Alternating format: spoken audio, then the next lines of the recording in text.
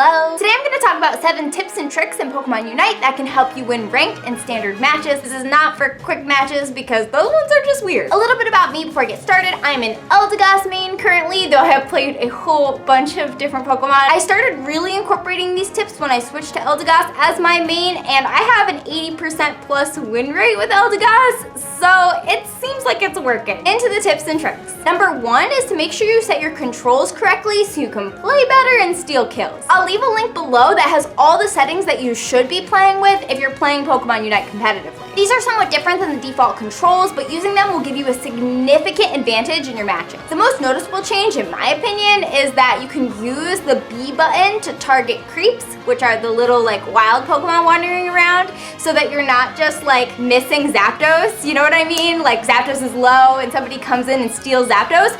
That's how they're doing that. That's how they're stealing Zapdos. So if instead you want to be the person who steals Zapdos, then you just gotta change your controls. Tip number 2 is to choose your items strategically. In terms of held items, some Pokemon are physical attackers and some Pokemon are special attackers. This does not necessarily line up the way that you would think it would be based on the original Pokemon games, so it's important to look up this information. Fortunately, in this video, right over my face right now is a chart of special attackers versus physical attackers. Yes, it's not in English, but the side that has more is the physical attackers, so now you know the difference between the two. The same person who created the image for the physical and special split also created images for every single optimal item that you can put on Pokemon in Pokemon Unite. Obviously, there are some changes that are happening right now in terms of buffs and debuffs, so this is subject to change, but this will give you an idea of what items might be good to have on certain Pokemon. Again, take this with a grain of salt. There are changes being made to this game, so what is actually optimal is very likely to change over time. For your battle item, there are different battle items that are better for different Pokemon, but if you're ever in doubt, I highly recommend going with eject button because it's basically OP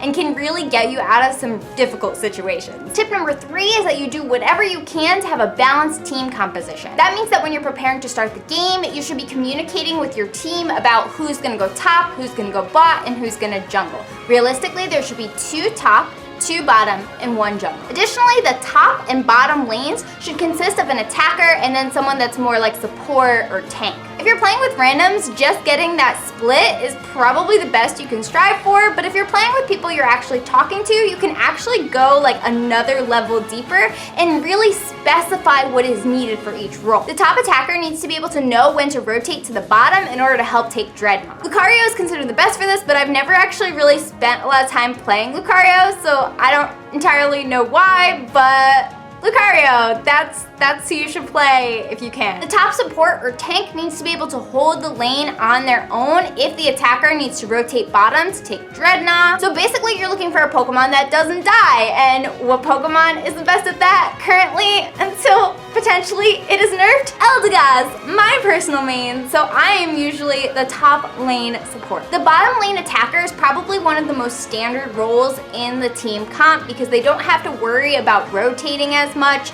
and it's more just straightforward attack the other team. But Ninetales is considered the best for this because they do a great job at protecting the team while they're taking Dreadnought by setting up walls of ice and slowing down the enemies so that they don't actually get to Dreadnought to try to steal it. The support or tank on the bottom lane needs to be able to protect multiple teammates, as a lot of people tend to rotate bottom to take Dreadnought. Because Snorlax can literally set up a giant wall, he is the best one for this role. The last role, the jungler, is probably one of the most challenging because you need excellent map awareness. You need to know when different creeps spawn and what creeps to take in what order. The jungler also almost always helps take Dreadnought and can really change the tide of a battle depending on what they do. I expected Zeraora to be the Pokemon that pros play for this position, but it's actually Cinderace. Again, this is before the nerfs and buffs that are coming out, so it's entirely possible that this is gonna change. So if that was too much detail for you, just remember you want 2 top, 2 bot, 1 jungler, ideally with the lanes having some sort of support tank and then an attacker. Tip number 4, and this one's gonna sound kind of obvious, but is actually really challenging, is just to play your role well. If you're in one of the lanes and you start killing creeps in the jungle, you're gonna be taking away valuable experience from your jungler, and they're never gonna be able to catch up. Same thing if you're the jungler, you shouldn't be killing creeps in the lanes because you're taking experience away from the people who are in those lanes. You need to know when and where creeps are gonna spawn in your area so that you're able to take them out effectively. At the beginning of the game, attackers should be taking creeps along their lane and then prioritizing ones that are closer to their opponent's lane. So like that corfish that spawns in the middle of the top lane, you should be going for that before you go for the Apon. This helps your team get more experience and hopefully deny experience from the other team as well. For supports and tanks, you want to be helping take out the creeps that the attackers are targeting, but you don't want to last hit them because whoever last hits them gets more experience, and at the beginning of the game, that experience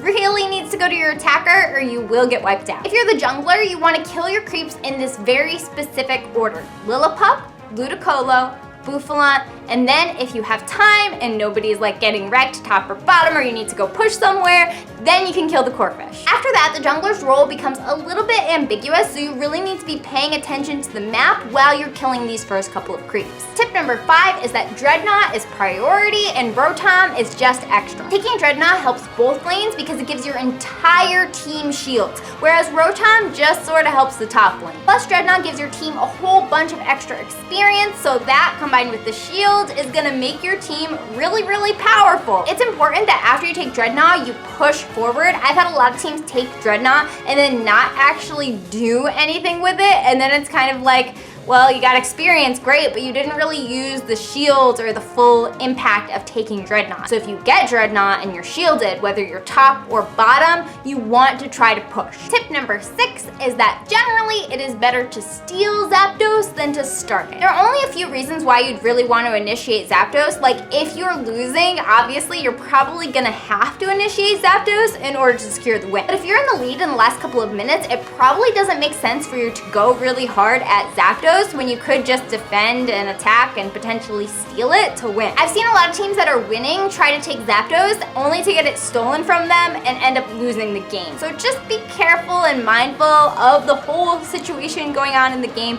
Don't just get Zapdos because you think you can. Do it because it's actually meaningful. If you do get Zapdos, prioritize scoring immediately because the buff from it only lasts for a short period of time. If the other team gets Zapdos, prioritize defending around your goal because if they get into the goal, they will immediately score. So you can't just sit there on the goal and expect them not to score. Like you actually have to move slightly off of the goal and keep them off of it in order for them not to score. Tip number 7 is that your goal is to win, not to win more. If it's the very end of the game and you're in the lead, it makes a lot more sense to be defending your own goals rather than trying to score a few extra points. Yes, it's fun to put more points on the board. I understand the appeal. However, at the end of the day, if you put more points on the board, but the other team ends up putting more points on the board because you weren't defending and you lose, you still lost. Even if you're in the lead at the end, still play smart and don't just go for the glory and end up losing your team the match. So those were my 7 tips and tricks for winning at Pokemon Unite. Let me know any other tips and tricks that you found in the comments. I've been live streaming Pokemon Unite on Tuesdays at 8 p.m. EST, so if you want to see me actually play the game, make sure to tune in then. If you like this video, click that like button.